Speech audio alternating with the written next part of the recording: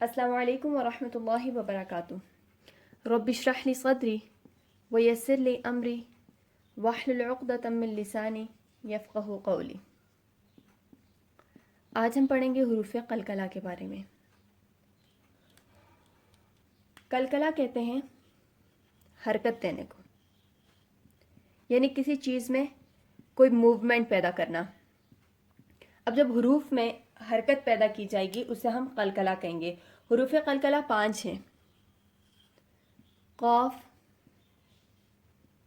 طا، با، جیم اور دال۔ اب ہم سب سے پہلے اس چیز کو سمجھتے ہیں کہ حرکت کیسے دی جائے گی، یعنی قلقلہ کیسے کیا جائے گا۔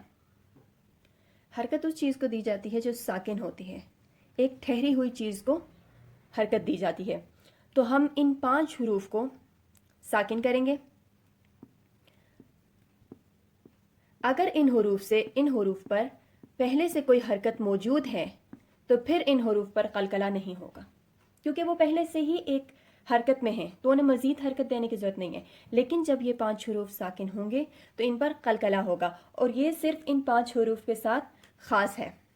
اگر اس کے علاوہ کوئی حرف آتا ہے حروف الہجا میں سے، جیسے میم کو لے لیں یا نون کو لے لیں یا کسی اور حرف کو لے لیں، کوئی بھی حرف ان 5 حروف کے علاوہ اگر وہ ساکن ہے تو ہم اس کو حرکت نہیں دیں گے، ہم اس پر قلقلہ نہیں کریں گے۔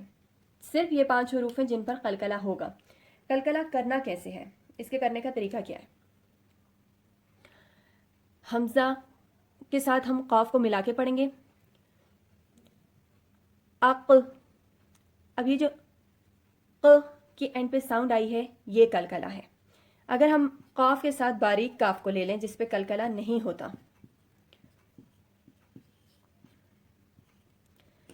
اق، اق، اس فرق کو ہم نے سمجھنا ہے کہ جو حروف قلقلہ ہیں ان کے آخر میں ایک ایسی ساؤنڈ بنتی ہے جیسے ایک پیش ہوتا ہے۔ ابھی ہم حرکات کو پڑھیں گے، اس میں ہم پڑھیں گے پیش کیا ہوتا ہے۔ ہم نے پیش کی آدھی آواز نکالنی ہے، جیسے ہوتا ہے اقو، پیش، اق، ہاف پیش۔ اگر یہ سمجھنے میں مشکل لگ رہا ہے تو اس کو چھوڑ دیں، لیکن جو ساؤنڈ ہوگی وہ اس طریقے سے ہوگی۔ جب فار ایگزامپل اگر ہم دیوار پر کوئی گیند پھینکتے ہیں تو وہ گیند جو ہے دیوار سے لگے گی اور واپس ہماری طرف آئے گی، یعنی وہ باؤنس ہوگی۔ یا اگر آپ کسی خالی کمرے میں ہیں اور وہاں پہ آپ ایک آواز نکالتے ہیں تو وہ آواز ایکو ہوتی ہے، وہ ہماری طرف واپس لوٹ کر آتی ہے۔ اس لوٹ کر آنے کو، اس موومنٹ کو ہم قلقلہ کہتے ہیں۔ اس کو ہم پریکٹس کر لیتے ہیں۔ اق، اط، اب، اج، اد۔ اور اس بات کو یاد رکھنا ہے کہ حروف قلقلہ پہ قلقلہ تب کیا جائے گا جب یہ حروف ساکن ہوں گے۔ اگر ان حروف پر حرکت ہے تو اس وقت ان پر کوئی قلقلہ نہیں کیا جائے گا، بلکہ انہیں ان کی حرکت کے ساتھ پڑھا جائے گا۔ اس کے ساتھ میں آپ کو کچھ اور حروف پریکٹس کراتی ہوں فرق کو سمجھنے کے لیے۔ ام، اب ہم نے ام نہیں کیا، ان، اک، سٹاپ، انسٹنٹ ہم نے رک جانا ہے کیونکہ ان حروف پہ قلقلہ نہیں ہے۔ اگر آپ ان حروف پہ ان، من، اک کرتے ہیں تو یہ آپ غلط پڑھ رہے ہیں۔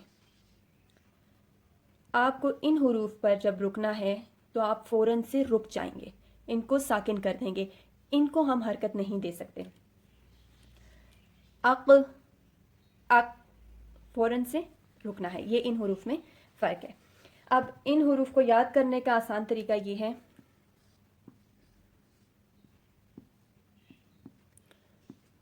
کتب جدن۔